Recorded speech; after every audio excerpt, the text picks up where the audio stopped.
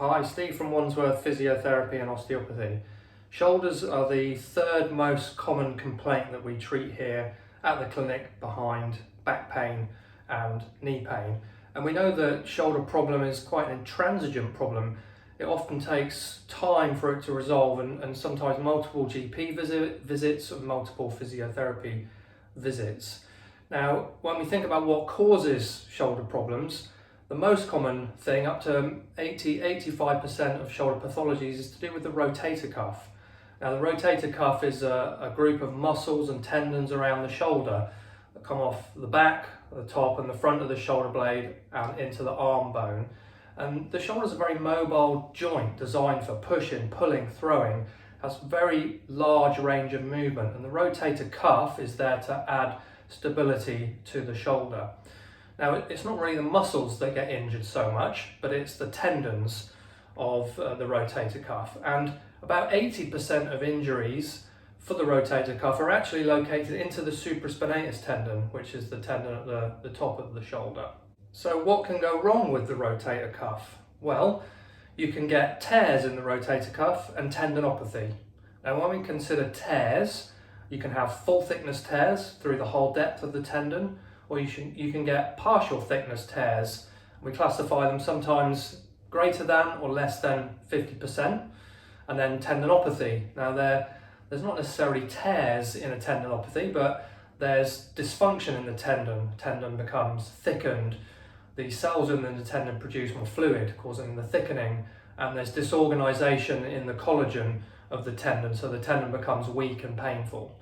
Now, what's the treatment for these problems? Now, if we think of full thickness tears, a lot of the time they may require surgery, but we also know that full thickness tears can occur as we age. So they're quite common in people over 60, maybe 20–30% of people over 60 have asymptomatic full thickness rotator cuff tears, and those over 80, there might be 50% of them that have asymptomatic full thickness tears. So they don't always need surgery.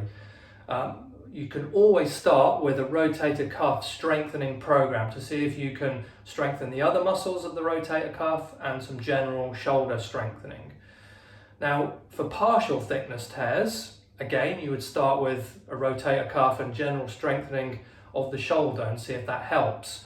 And now we're starting to think that perhaps PRP injections can be quite useful into the tear. So the PRP contains platelets. When the platelets are injected back into the tendon, they become activated and they help to heal and repair the tendon. There's emerging evidence that this might be the case. But if we think then about tendinopathy, what's the treatment? Well, the first line of treatment is strengthening over time. But we know from research that it can take up to 10 months for rotator cuff tendinopathy to fully resolve. Now, there are some adjuncts to treatment in that time. So that could be dry needling of the tendon, could be shockwave of the tendon, could also be PRP injection into the tendon where there's tendinopathy or into the overlying bursa. Again, these treatments are there to create some irritant and to create some healing in that tendon whilst you're doing your tendon strengthening program. Now, if you've got shoulder pain and you want to know whether it's shoulder tendinopathy, if you want to know if it's a frozen shoulder or if there's some other cause to your shoulder pain, then give us a call on 0203 322 9455.